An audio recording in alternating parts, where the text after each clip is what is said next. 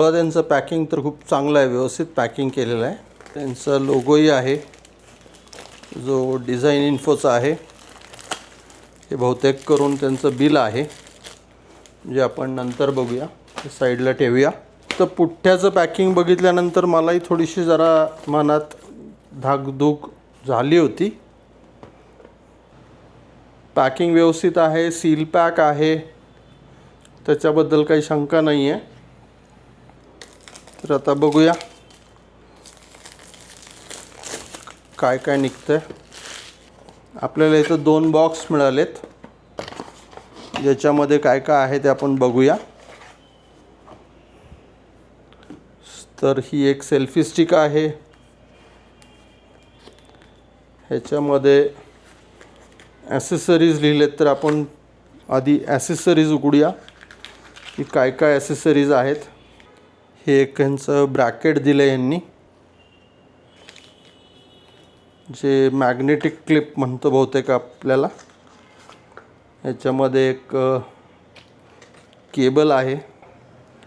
ह्याच्यामध्ये 1950 mAhच्या 3 बॅटरीज आहेत. ह्या 3 बॅटरीज आहेत.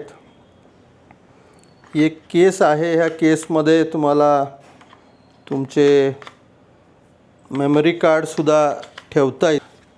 आता राहिला आपला मेन प्रोडक्ट, जो आहे आपला कॅमेरा. DJIच्या काही ॲसेसरीज, ज्याच्यामध्ये हा कवर पण आहे. हा कवर आहे DJIचा. आता राहतो आपला कॅमेरा. हा आहे आपला मेन कॅमेरा. तर जे जे त्यांनी मॅन्युअलमध्ये सांगितलं होतं किंवा त्यांच्या वेबसाईटवरती त्यांनी लिहिलं होतं, त्या सगळ्या वस्तू ह्याच्यामध्ये अवेलेबल आहेत.